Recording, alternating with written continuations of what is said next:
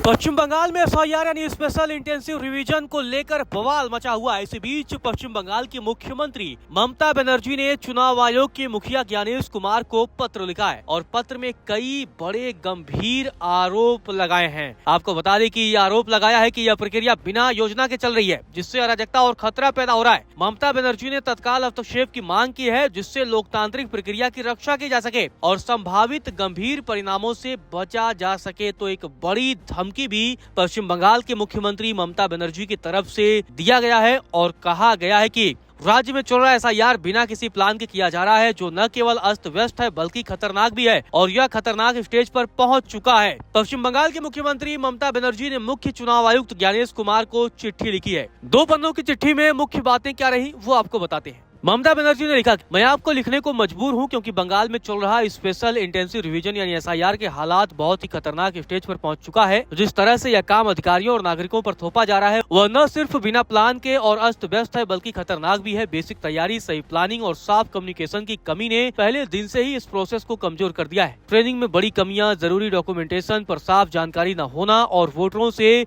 उनके रोजगार के कामों के बीच मिलना लगभग नामुमकिन होने की वजह से यह काम स्ट्रक्चर के हिसाब से ठीक नहीं है। मैं आपसे रिक्वेस्ट करूंगी कि आप इस काम को रोकने के लिए मजबूती से दखल दें, जबरदस्ती के तरीके बंद करें, सही ट्रेनिंग और सपोर्ट दें और मौजूदा तरीके और टाइमलाइन का अच्छी तरह से फिर से आकलन करें।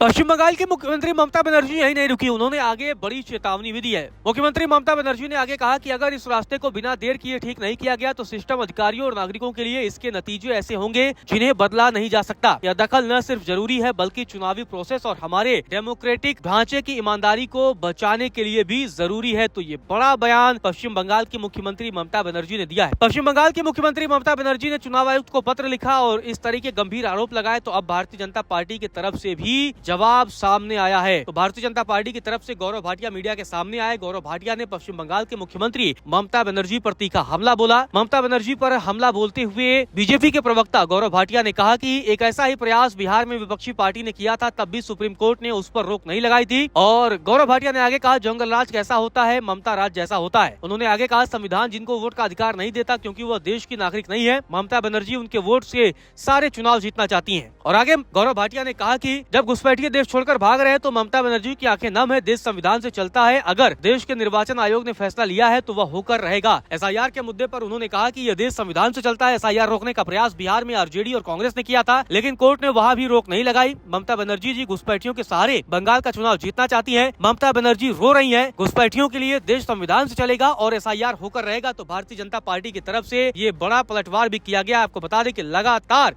पश्चिम बंगाल की मुख्यमंत्री ममता बनर्जी ये सवाल उठाती रही हैं और अब बीजेपी की तरफ से ये जवाब दिया गया है।